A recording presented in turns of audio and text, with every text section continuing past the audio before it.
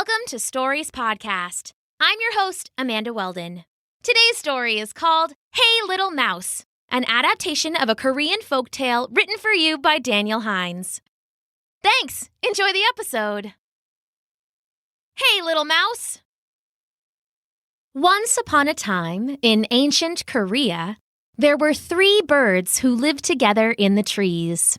One was a pheasant, the other was a dove, and the third was a scruffy magpie. They spent their days idly chatting on their branches, feasting on the fruits of the trees and the grains of the grass. It was an easy life, and they thought it was peculiar that the other animals worked so hard all the time. Daily, a busy little mouse would scamper under the tree, carrying a seed or a nut or a bite of rice. He would bustle by the birds, barely sparing them a glance. The birds would call down to him, already laughing. "Busy, busy little mouse," called the pheasant.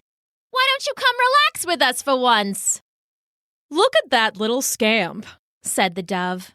"Always so serious, never seems to have any peace."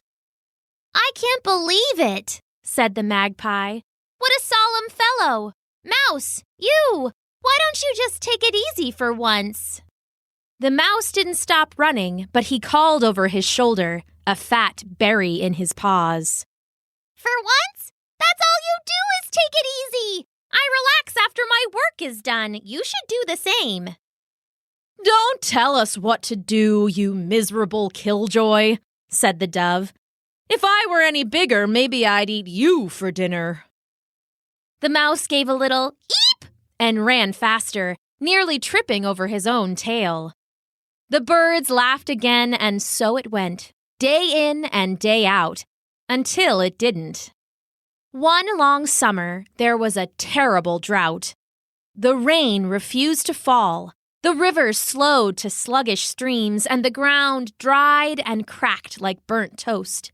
What little food managed to grow was gathered quickly by the busy animals, and very soon after there wasn't a bite left to find.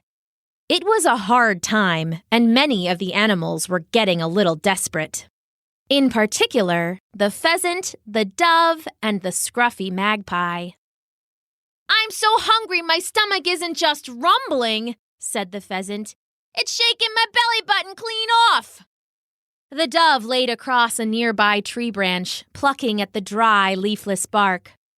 "I'm so hungry I'd eat the barnacles off a whale's back." "Do you know any whales?" asked the magpie. She was sitting on a thin limb, licking a dried gourd. "Afraid not," said the dove. "But if I did, I'd eat some barnacles. How about you? Do you know anyone with some food?" "Nope," said the magpie, shaking her scruffy head. "I guess it's time to fly away and find a new place to live." "Wait," said the pheasant, sitting up suddenly. "We all know someone with food." She looked at her friends, who just blinked back at her. "That busy little mouse! He was collecting food all year. He must have a house full." They all cheered in agreement. Of course the busy little mouse had food. And they were all friends. They talked almost every day, after all. He'd be sure to share. "I'll just go and get some food from the little runt," said the pheasant.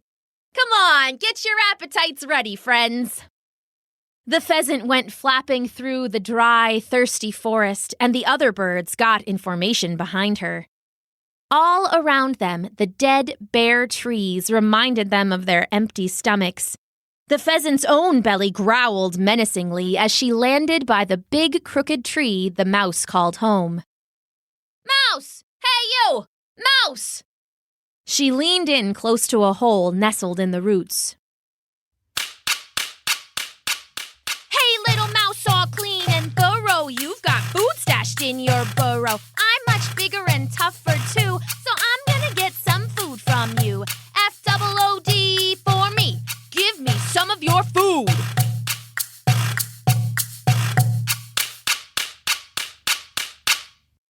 From way deep inside the burrow, the mouse called back, "No!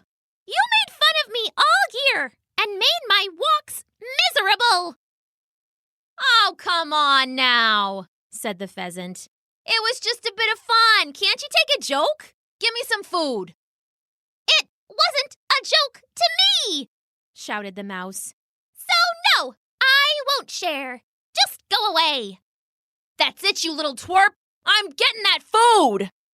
The pheasant jammed her beak into the busy little mouse's burrow, sending loose dirt spraying into his clean little home. Ah! Get out! Cried the little mouse, backing away from the terrifying beak in his doorway. Give me food! Snapped the bird, digging closer.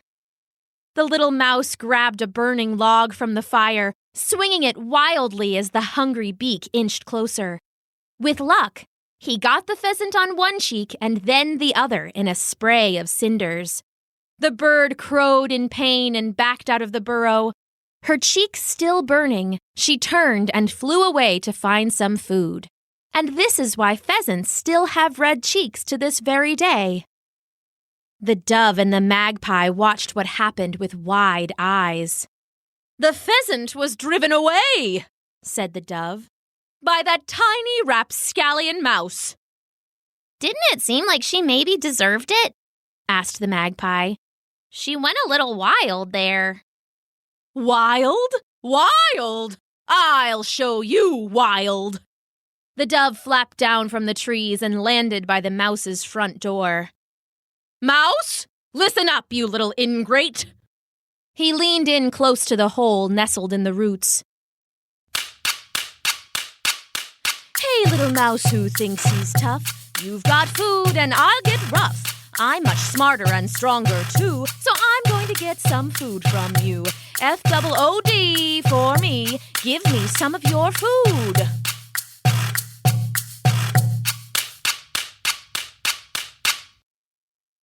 From way back inside the burrow, the mouse called back. No! You made fun of me all year and made my walks miserable! The dove flapped his wings indignantly. Well, I never!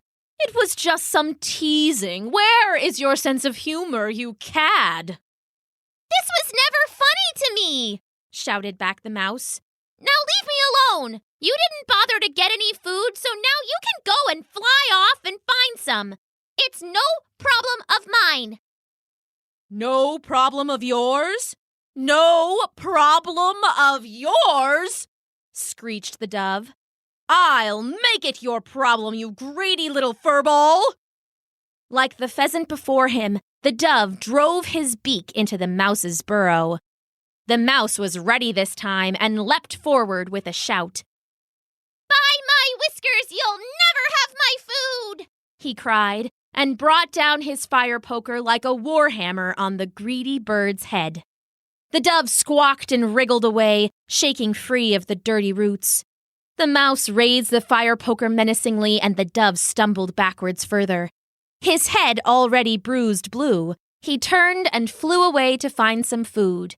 And this is why doves still have blue heads to this very day. The magpie was alone now, watching the little mouse with sad eyes. The mouse was right. They had been mean to him all year. She just hadn't seen it. The magpie thought of all the times they'd talked and laughed and realized the busy little mouse hadn't been laughing with them. In fact, he had never so much as smiled. Not even once. Oh no, she said. We're bullies.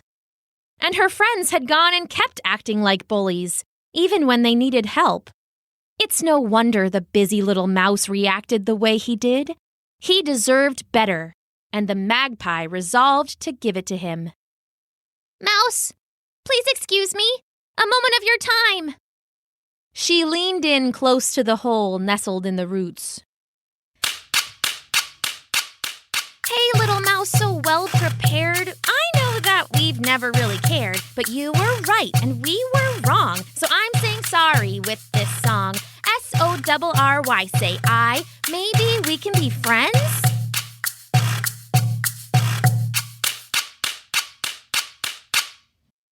From way deep inside the burrow, the mouse called back.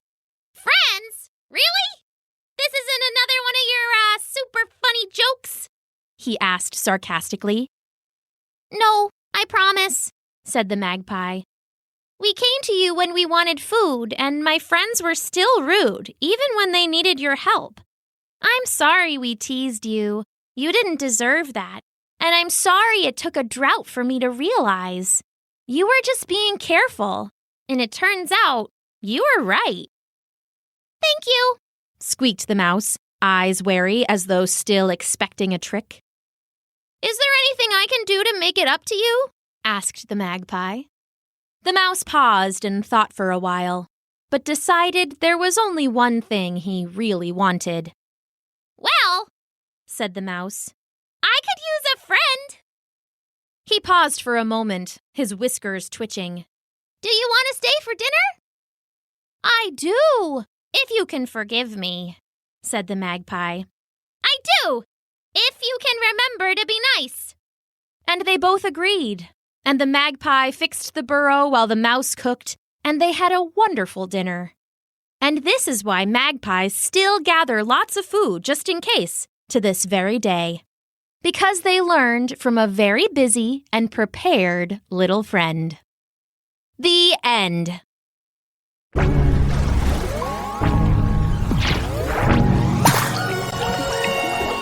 Thanks for listening.